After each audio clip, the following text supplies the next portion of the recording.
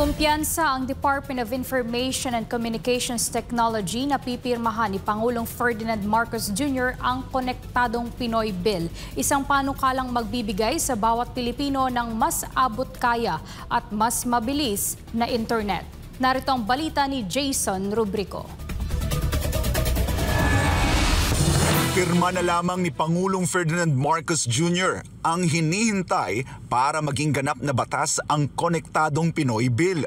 Layunin ng panukala na pababain ng hanggang 50% ang presyo ng internet at pabilisin ang broadband expansion sa buong bansa. Kasama rin dito ang pag-streamline ng permit process, paghikayat sa infrastructure sharing at pag-alis sa requirement ng prangkisa para sa mga internet service provider. Ayon kay DICT Secretary Henry Aguda, kumpiyansa siyang aaprubahan ito ng Pangulo dahil malinaw ang benepisyo nito sa bayan. If you ask me now, yes. I'm confident. Kasi makakabuti sa bayan yun. Alam mo naman si Presidente, pag makakabuti sa bayan. Siya nga mismo nagkakabit ng wifi sa Marawi at sa mga remote places.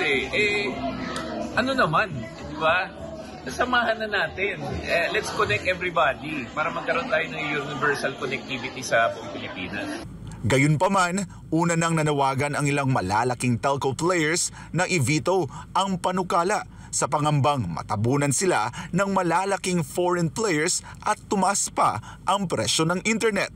Pero giit ni Aguda, maganda ang epekto ng Konektadong Pinoy Bill sa ekonomiya. Nagpadala na kami ng mga recommendation namin. Kami ng hindi lang kami, pati si Secretary Balisacan ng